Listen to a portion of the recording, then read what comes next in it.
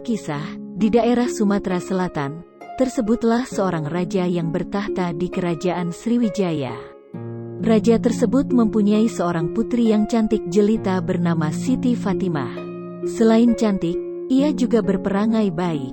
Sopan santun dan tutur bahasanya yang lembut mencerminkan sifat seorang putri raja. Kecantikan dan keelokan perangainya mengundang decak kagum para pemuda di negeri Palembang. Namun, tak seorang pun pemuda yang berani meminangnya, karena kedua orang tuanya menginginkan ia menikah dengan putra raja yang kaya raya. Pada suatu hari, datanglah seorang putra raja dari negeri Cina bernama Tan Bun En untuk berniaga di negeri Palembang.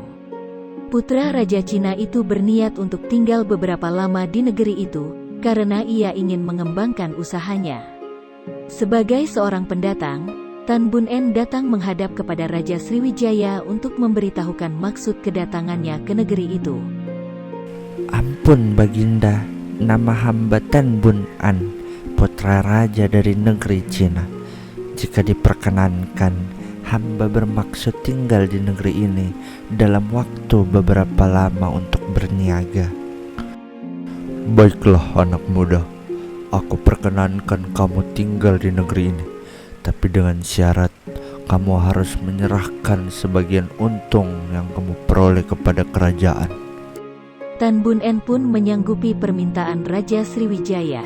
Sejak itu, setiap minggu ia pergi ke istana untuk menyerahkan sebagian keuntungan dagangannya. Suatu ketika, ia bertemu dengan Siti Fatimah di istana. Sejak pertama kali melihat wajah Siti Fatimah, Tan Bun En langsung jatuh hati. Demikian sebaliknya, Siti Fatimah pun menaruh hati kepadanya.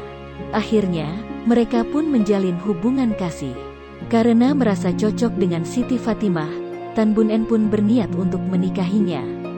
Pada suatu hari, Tan Bun En pergi menghadap Raja Sriwijaya untuk melamar Siti Fatimah. Ampun Baginda, hamba datang menghadap kepada Baginda untuk meminta restu.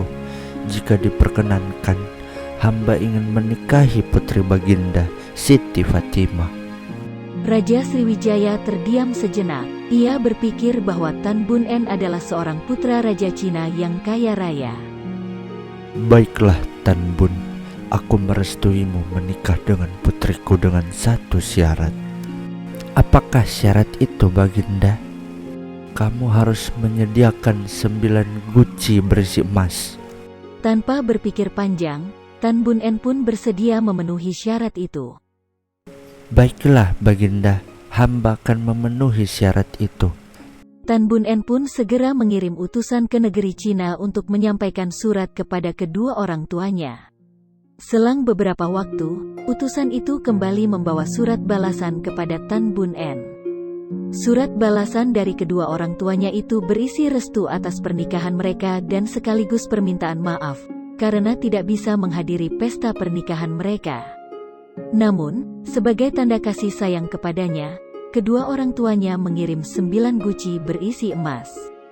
Demi keamanan dan keselamatan guci-guci yang berisi emas tersebut dari bajak laut, mereka melapisinya dengan sayur sawi tanpa sepengetahuan Tan Bun En.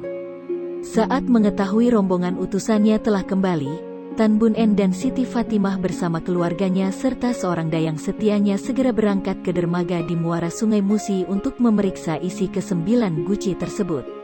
Setibanya di dermaga, Tan Bun En segera memerintahkan kepada utusannya untuk menunjukkan guci-guci tersebut.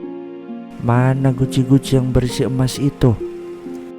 Kami menyimpannya di dalam kamar kapal, Tuan. Setelah utusan itu mengeluarkan ke-9 guci tersebut dari kamar kapal, Tan Bun En segera memeriksa isinya satu persatu. Betapa terkejutnya ia setelah melihat guci itu hanya berisi sayur sawi yang sudah membusuk. Oh, betapa malunya aku pada calon mertuaku. Tentu mereka akan merasa diremehkan dengan barang busuk dan berbau ini. Dengan perasaan kecewa, Tan Bun En seraya membuang guci itu ke Sungai Musi. Dengan penuh harapan, Tan Bun En segera membuka guci yang lainnya.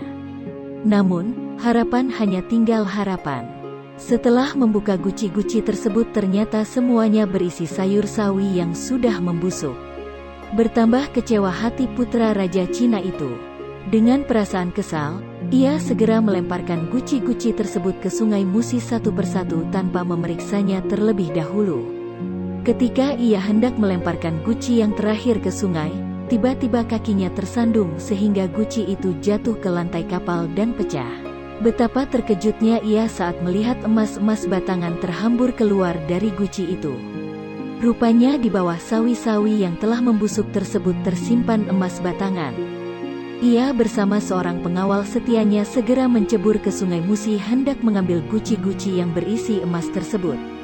Melihat hal itu, Siti Fatimah segera berlari ke pinggir kapal hendak melihat keadaan calon suaminya.